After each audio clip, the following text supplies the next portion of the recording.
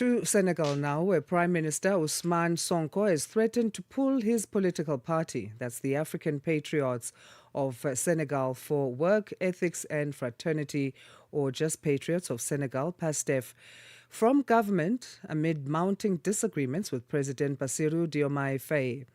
The standoff unfolds alongside student protests and stalled IMF negotiations, heightening pressures on the country's political and economic stability. For analysis on this, we're joined by political analyst Dr. Shingai Mutizwa Mangiza. Doctor, thank you for joining us. Good morning. Thank you for having me, Asanda, and it's a pleasure to be here. Thanks. The pleasure's all ours. We saw recently Sonko warning that if the president of Senegal is not aligned and does not stick to the vision of the government that they'd agreed upon, Senegal could face what he called a soft power sharing arrangement. What do you think he meant by that? Yes. Well, as you know, Asanda, when President Diomaye Faye and Prime Minister Ousmane Sonko came into power, their images or assumption into the helm of power came at the point where President Diomaye Faye had to run as an independent. You'll recall that just prior to the 2024 election, that the PASTEF party had been banned initially by the former administration of Macky Sall. This, of course, had barred Ousmane Sonko, president of PASTEF, as taking over. Subsequently, Diomaye Faye had to run as an independent. He had managed to secure the endorsement initially of former President Abdoulaye Wade's party, the Senegalese Democratic Party, and he was also able to get the support of Ousmane Faye, who endorsed his candidacy.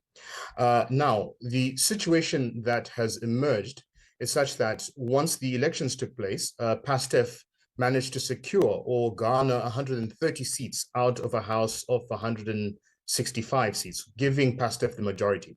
Now, given the fact that Ousmane Sonko serves as PASTEF's party leader, he is in effect the de facto power within the legislature. I mean, he commands, he as head of the party, he's the one who essentially would have sway over the members of parliament.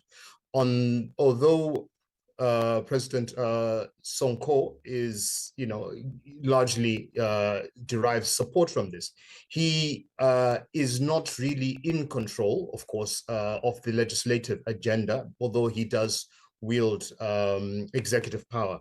So this situation is such that it has given the Prime Minister a fair amount of leverage to the extent that he can actually, should he decide to pull out of this alliance or coalition, as it were, given the fact that he has the majority of votes. Now, this issue of them supposed misalignment comes in the wake of stalled IMF agreements, as you mentioned previously. We know that there's a significant debt that was uncovered to the tune of, I think, $1.3 billion that had not been disclosed, that was left over by the former administration of Macky Sall. Of course, in his capacity as the head of state, President Faye was resolute on trying to come to some sort of agreement, but we can see that the Prime Minister, who has said that no, any agreement, the stipulations of the current IMF agreement, which would of course mean significant restructuring, would broadly go against the promises, the electoral promises that they had made, as they were, competing for power. So there is tension there. So I think this possibility of, this idea of a cohabitation, I think is essentially a way of trying to, sort of subtly trying to rein in, President Faye without trying to make him lose face.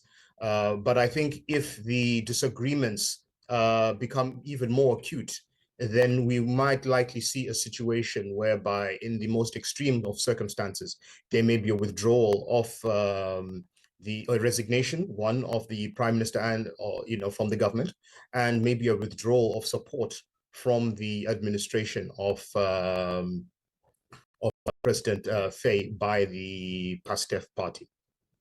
The violence we've seen erupting in universities there because of student protests, that's another point of contention that's risen as part of the tensions between the Prime Minister and the President. So how might these affect the durability of Senegal's governing coalition and the broader stability of the party system there? Yes, I think it does serve as a crucial litmus test. One of the things that Prime Minister Ousmane had been advocating for was the idea of providing additional security on campuses. He had also made the suggestion that possibly the campus may be relocated.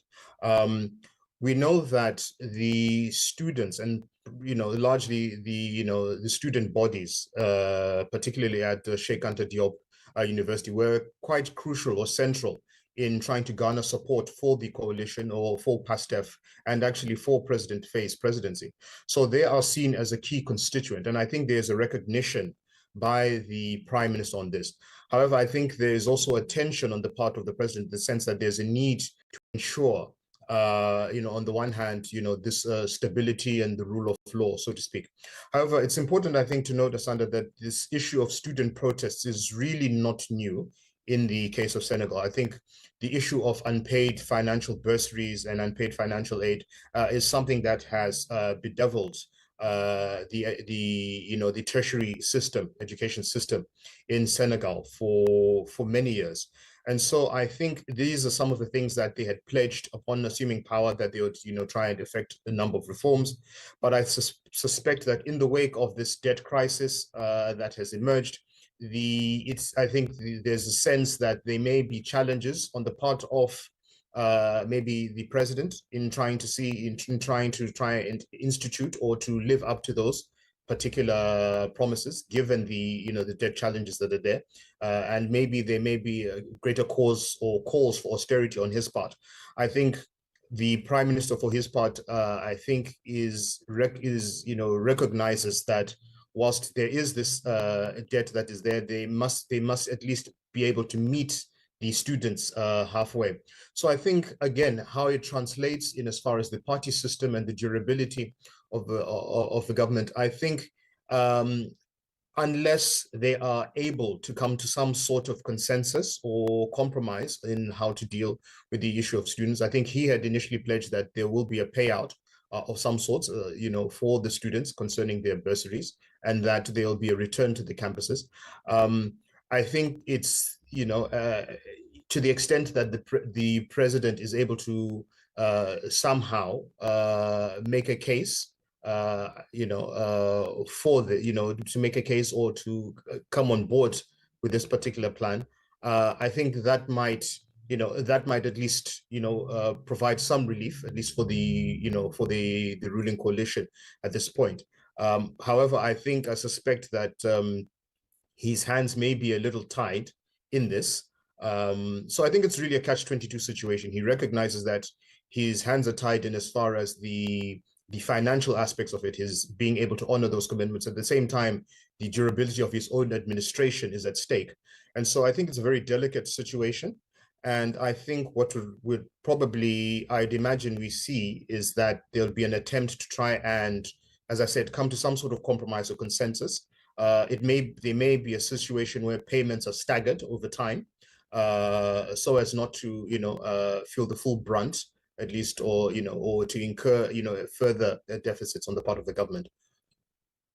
As you say on that point, I mean, how does Senegal look then in the eyes of the IMF, the International Monetary Fund, to whom it's seeking assistance and a new funding model, if this continues, this power struggle between the Prime Minister and the President?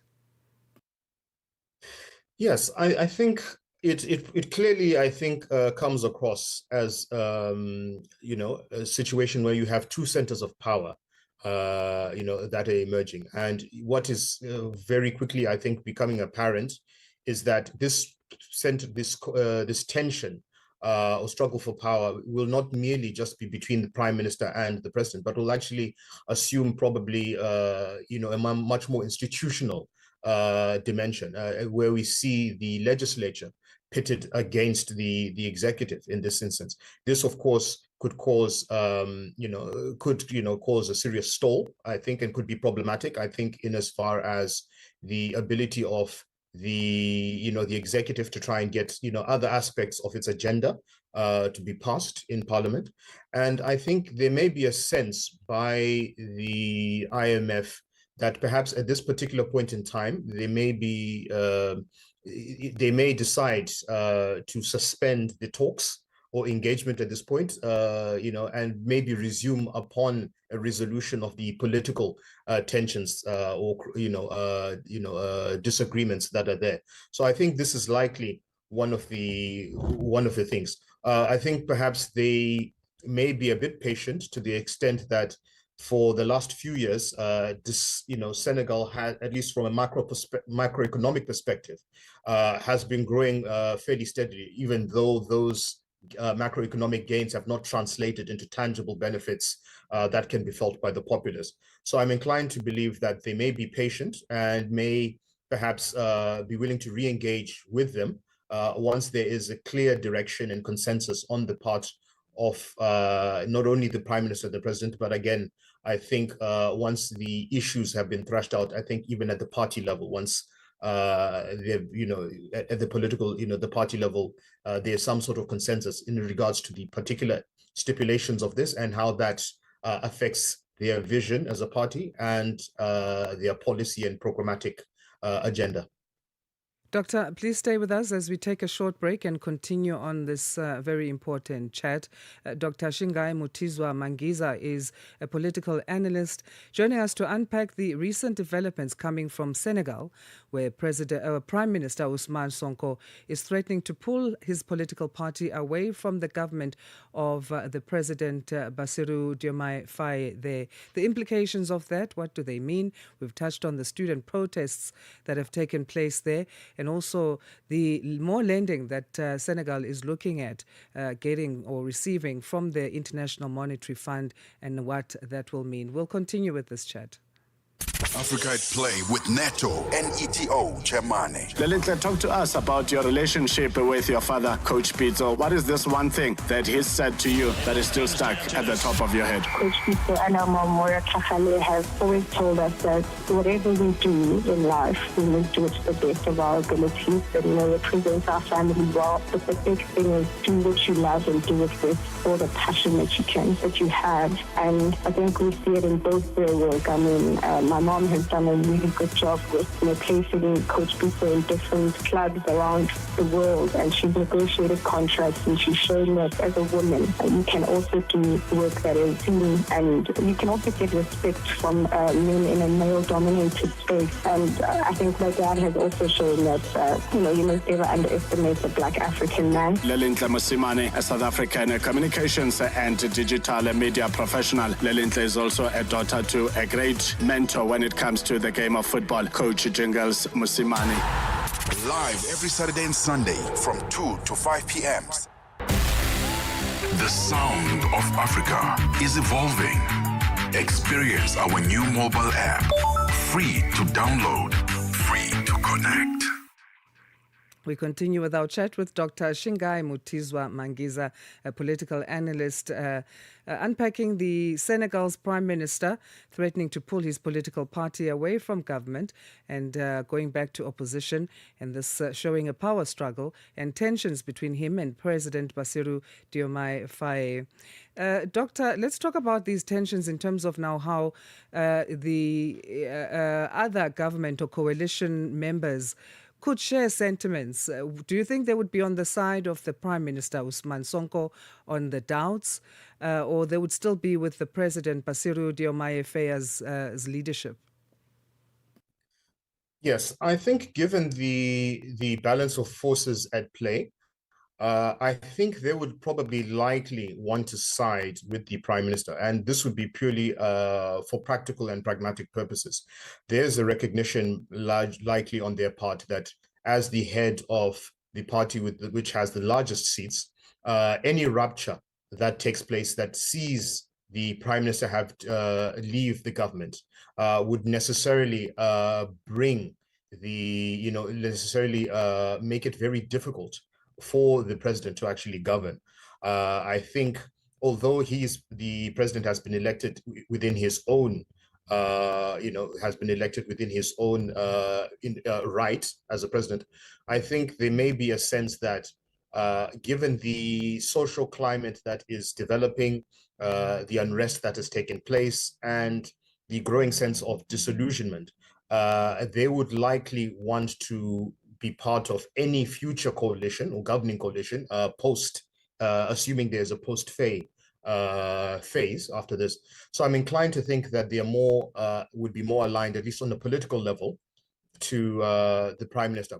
I think, again, now coming to more concrete issues of program, I think there's also a general perception that the prime minister is still steadfastly committed to the reforms.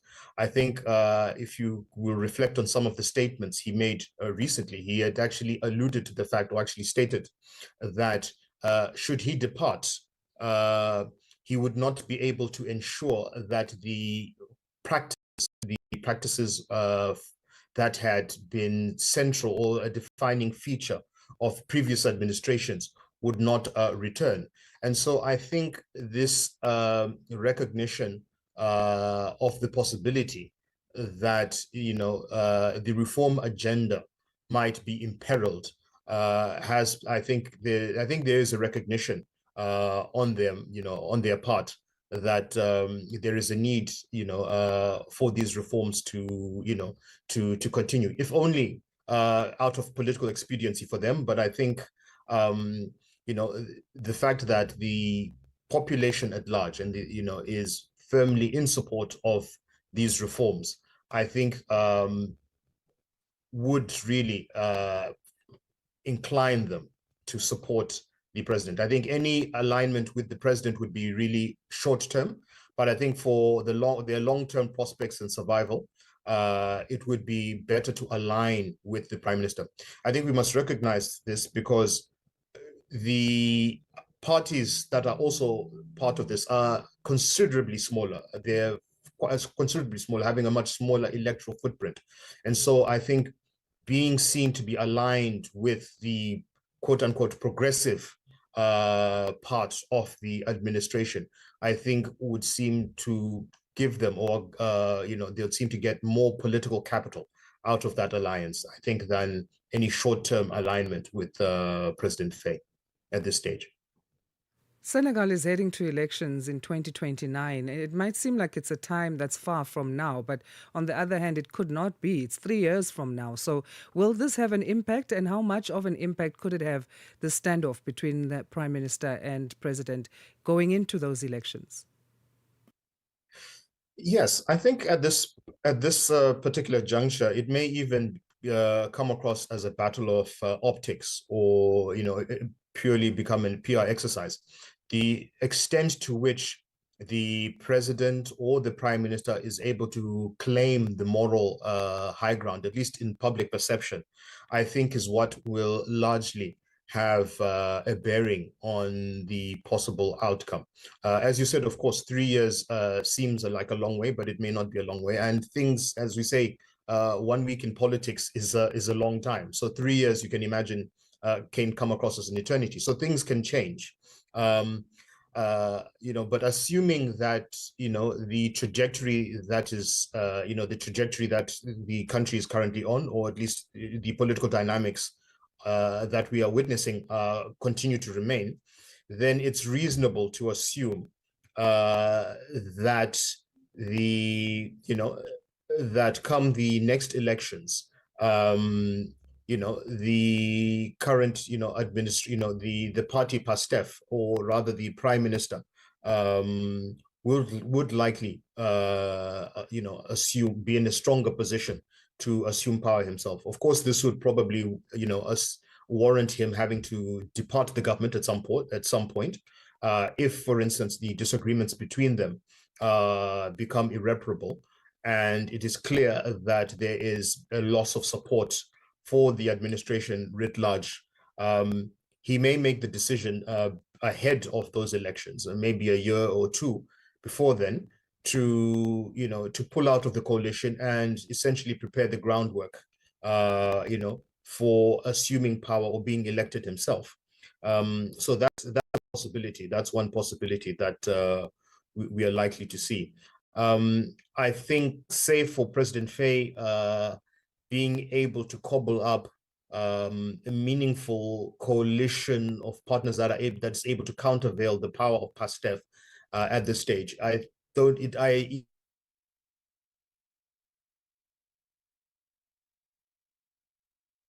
Have we lost you there, Doctor? Are you still there? Right, I think the line cut there. I'm not sure what happened. Network issues, or I don't know, batteries dying, all those kinds of things happen. But yeah, Doctor, I think we lost you a bit, but we are out of time anyway. So we're going to thank you for your time and your valuable analysis, and have a great rest of your Wednesday. Doctor, if you can hear us, thank you very much for your time. Dr. Shingai Mutizwa Mangiza, we got cut off there right at the end, but we got a lot of analysis from him that's quite valuable. We appreciate that. He's a political analyst unpacking the Senegalese standoff between the Prime Minister and the President there.